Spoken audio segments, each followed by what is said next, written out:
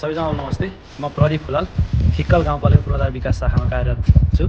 अहिले हामी फिक्कल गाउँपालिकाको वडा नम्बर 6 मा जनता आधारभूत विद्यालय निर्माण गर्ने क्रममा चाहिँ सेचेन करुणा र फिक्कल गाउँपालिकाको आर्थिक तथा प्राविधिक सहयोगमा हामीले निर्माण गरिरहेका थियौँ। जुन भवन अहिले हामीले दुईटा देख्न सक्छौँ, दुईटा भवन चाहिँ 3-3वटा कोठा, एउटा 3टा कोठा र अर्को 3टा कोठा गरेर हामीले 6वटा कोठा कम्प्लिट रूपमा अब निर्माण सम्पन्न भइसक्न आँटेको छ। लगभग 98% चाहिँ हाम्रो सम्पन्न भइसकेको छ।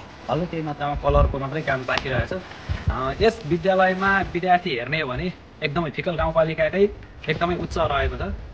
लगभग 200 को हाराहारीमा यहाँ विद्यार्थी पठन पाठन गरी आउँछन्। फिक्कल 1 देखि लिएर फिक्कल 1 र फिक्कल 6 को चाहिँ मुख्य विद्यार्थीहरूलाई यहाँ पढ्ने गरेको पाइन्छ।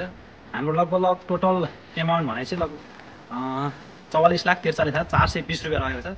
जुनमा सेचेन करुणाले 30 लाख रुपियाँ, त्यसपछि गाउँपालिकाले 10 लाख रुपियाँ र बाँकी रहेको चाहिँ यहीँको विद्यालय व्यवस्थापन समिति मार्फत आयोजनाको चाहिँ समितिहरूले चाहिँ श्रमदान गर्ने भनेर चाहिँ हामीले 44,43,420 रुपियाँमा चाहिँ हामीले टोटल लागत इस्टिमेट तयार गरी सेचेन करुणाको र फिक्कल गाउँपालिका दुईजनाको चाहिँ प्राविधिक सहयोगमा चाहिँ हामीले यो निर्माण सम्पन्न गर्न गइरहेका छौँ। यसमा हामीले एकदमै बालमैत्री पनि बनाउने कोसिस गरेका छौँ। सेचेन करुणाकै आर्थिक सहयोगमा योभन्दा अगाडि पनि हामीले बालमैत्री धाराहरू पनि बनाएर सञ्चालन गरिरहेका थियौँ।